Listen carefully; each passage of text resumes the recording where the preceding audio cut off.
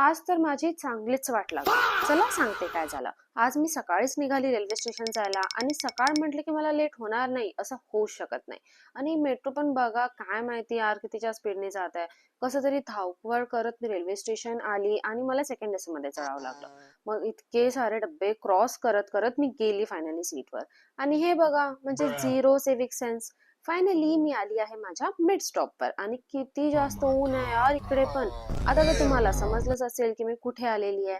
मी आलेली आहे अकोला. बट या वेळेस मामांकडे नाही तर अकोलापासून समोर पण एक गाव आहे तिथे जायला. इतकं स्ट्रगल करत पोहोचावं लागलंय ना इथपर्यंत. आल्यावर मी मस्त एक नॅप घेतला कारण खूप जास्त थकली होती. मग उठल्यावर चहा वगैरे पिली. देन थोडंसं एंटरटेनमेंट झालं, जेवण वगैरे झालं आणि आता करूया बर्थडे सेलिब्रेशन ज्यासाठी मी आलेली आहे. सध्या तर तेच 12 वाजता छोटंसं सेलिब्रेशन. बाकी मेन बर्थडे सेलिब्रेशन तर उद्याच होईल. तर आपण पण भेटू नेक्स्ट व्लॉग.